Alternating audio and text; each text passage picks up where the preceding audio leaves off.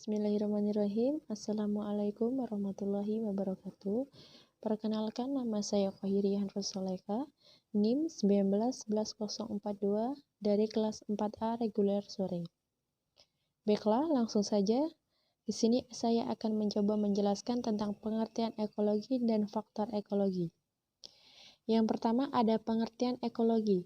Istilah ekologi berasal dari bahasa Yunani yang terdiri dari dua kata, yaitu eikos yang berarti tempat atau rumah, kemudian logos yang berarti ilmu. Ekologi diartikan sebagai ilmu yang mempelajari baik interaksi antara makhluk hidup maupun interaksi antara makhluk hidup dan lingkungan. Ekologi adalah cabang ilmu biologi yang banyak memanfaatkan informasi dan berbagai ilmu pengetahuan lain seperti kimia, fisika, geologi, dan kalimatologi untuk pembahasannya. Penerapan ekologi di bidang pertanian dan perkebunan diantaranya dalam penggunaan kontrol biologi untuk pengendalian populasi hama guna meningkatkan produktivitas. Ekologi berkepentingan dalam menyelidiki interaksi organisasi dengan lingkungannya. Dalam studi ekologi digunakan metode pendekatan secara menyeluruh pada komponen-komponen yang berkaitan dalam suatu sistem. Kemudian ada klarifikasi lingkungan. Menurut Fuad Amsyari, lingkungan dapat dibedakan dalam 3 kategori. Yang pertama, lingkungan fisik, yaitu segala sesuatu di sekitar kita yang membentuk benda mati, seperti rumah, kendaraan, gunung, air, sinar matahari, dan lain-lain. 2. Lingkungan biologis, yaitu segala sesuatu yang berada di sekitar manusia yang berupa organisme hidup selain manusia itu sendiri, seperti binatang dan tumbuh-tumbuhan. 3. Lingkungan sosial, yaitu manusia-manusia yang ada di sekitarnya, seperti tetangga, teman-teman, dan orang lain sekitar kita yang belum kita kenal. Kemudian di sini ada manusia atau makhluk hidup pada umumnya dan lingkungan mempunyai ikatan ekologis, yaitu hubungan timbal balik atau interaksi yang harmonis dan stabil dalam bentuk ikatan sumber energi kehidupan yang dalam batas-batas tertentu tidak dapat dipisahkan atau dengan yang lain, karena keduanya merupakan satu kesatuan sistem yang disebut dengan ekosistem. Kemudian ada bentuk-bentuk ekosistem. Ekosistem yang pertama ada ekosistem alamiah, yaitu bentuk daripada proses kehidupan yang terdapat seperti di hutan-hutan belantara dan di laut-lautan luas, maupun di daerah-daerah kutub di mana campur tangan manusia belum sampai ke sana. B. Ekologi buatan, yaitu suatu bentuk lingkungan hidup terutama sebagai hasil kerja manusia terhadap ekosistem, sehubungan dengan kemampuan yang luar biasa untuk mengolah materi-materi yang ada di sekitarnya. Kemudian ada pengertian ekologi pemerintah. Ekologi pemerintah ialah suatu ilmu yang mempelajari adanya proses saling mempengaruhi sebagai akibat adanya hubungan normatif secara total dan timbal balik antara pemerintah dengan lembaga-lembaga tertinggi atau tinggi negara, maupun antar pemerintah secara vertikal atau horizontal, dan dengan masyarakatnya. Fungsi pemerintah dalam buku Nugroho: 1. Pelayanan, 2. Pemberdayaan, 3. Pembangunan. Kemudian Wilson dan Goodnow, pemerintah mempunyai 2 fungsi pokok, yaitu 1. Politik, segala sesuatu yang berhubungan dengan menyataan kehendak daripada negara atau legislatif. 2. Pemerintah, segala sesuatu yang berhubungan dengan pelaksanaan kehendak tersebut atau eksekutif. Namun kedua fungsi tersebut tidak boleh dipisahkan secara paksa. Keduanya merupakan bagian dan yang integral dan independen daripada proses pemerintahan. Asas pembagian ini hanyalah berarti bahwa golongan politis mengkhususkan daripada soal-soal pembuatan kebijakan, sedangkan golongan pemerintah mengkhususkan pada bidang pemerintahan. Untuk menjelaskan hubungan ekologi dan pemerintahan, pertama-tama perlu diperhatikan tinjauan ekologisnya, yang menghitungkan lingkungan dan kedua melihat pemerintah sebagai sistem yang terdiri dari input, proses, output, dan feedback atau umpan balik. Sebagai suatu sistem, pemerintah mempunyai lingkungan masukan-masukan, proses-proses, dan kelurahan-kelurahan, dan umpan balik dari sebuah reaksi input dan prosesnya tersebut. Kemudian ada faktor-faktor ekologi yang mempengaruhi administrasi negara. Yang pertama, ada faktor fisik alamiah atau trigatra. A. Faktor lokasi dan posesif geografi. Bentuk keadaan dalam lokasi geografi suatu negara sangat mempengaruhi kehidupan bangsa yang mendiaminya dalam penyelenggaraan pengaturan kesejahteraan dan keamanan. Cara menjalankan administrasi negara akan berbeda-beda suatu negara atau kepulauan. Negara kepulauan dalam membina ketahanan nasionalnya akan lebih banyak memanfaatkan potensi lautnya, dan negara pulau akan lebih banyak memanfaatkan potensi daratnya. Lokasi dan potensi geografis terhadap sistem administrasi negara. Bentuk wujudnya dapat dilihat dari cara pandang dan kebijakan yang diterapkan suatu negara berdasarkan lokasi dan posisi geografisnya. B. Faktor keadaan kekayaan alam. Kekayaan alam di bumi ini distribusinya tidak merata dan tidak teratur. Perbedaan ini menyebabkan adanya ketergantungan antara negara dan suatu dengan negara lainnya dan dapat menimbulkan problem hubungan internasional yang kompleks.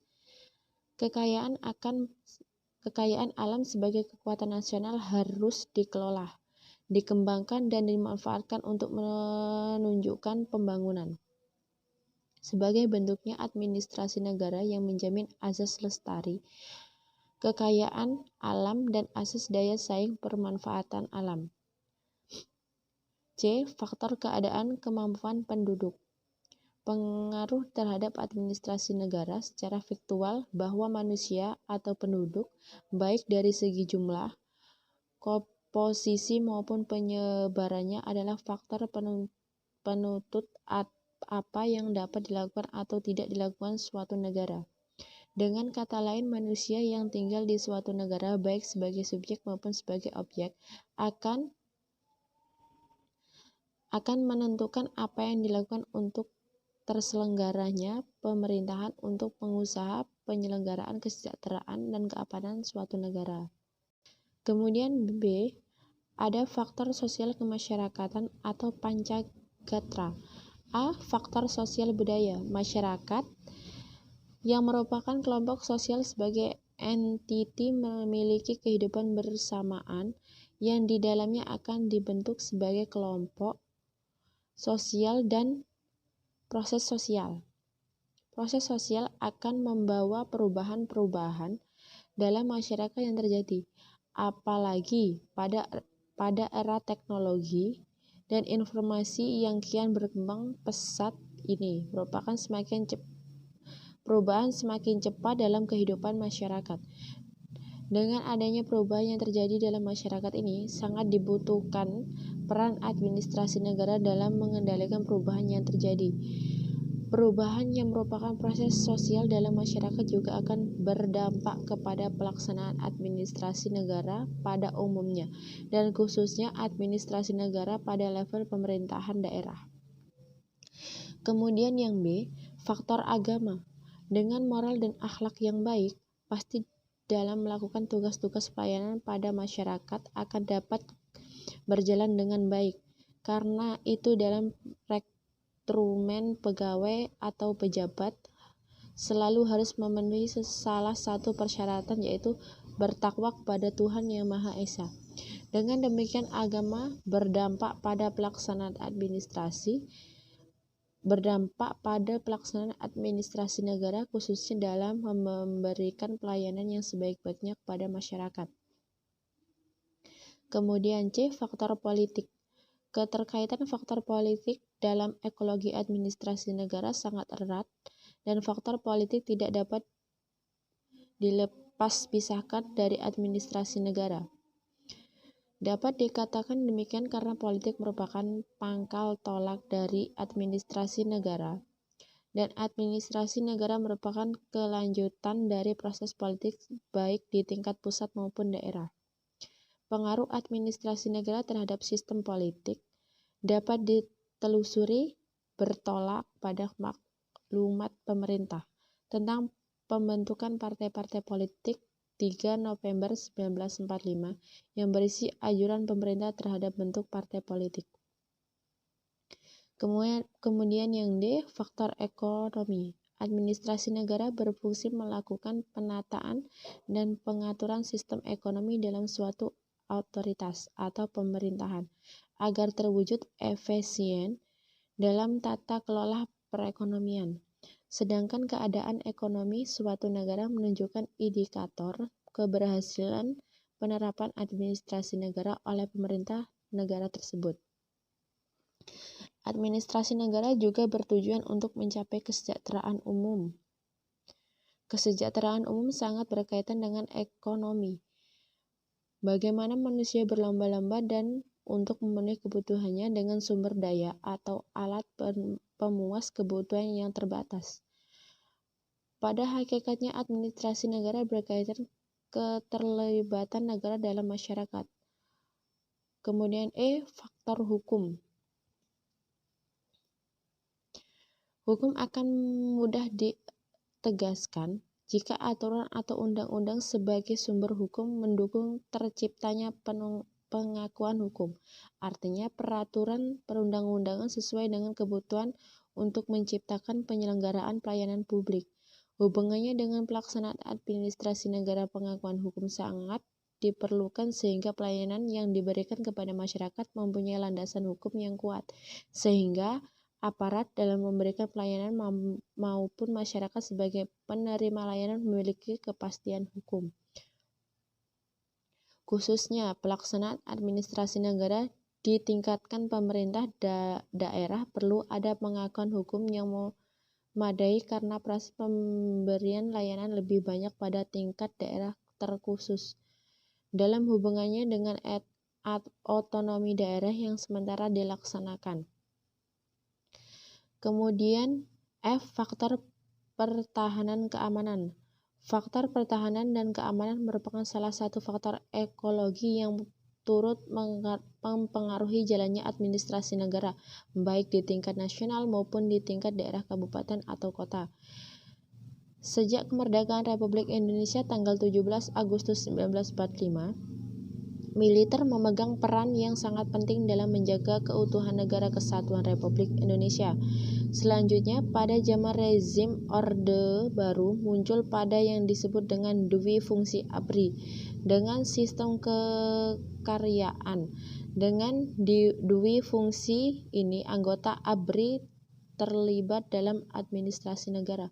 Hal ini ditandai dengan keterlibatan anggota ABRI dalam berbagai departemen maupun lembaga.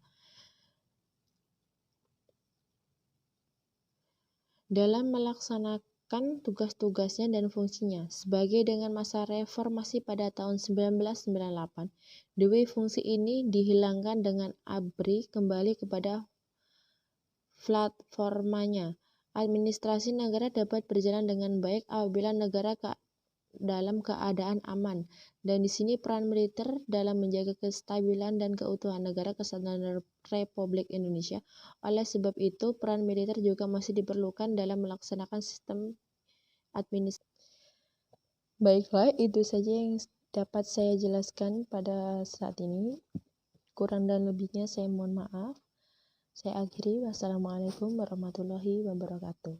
Terima kasih.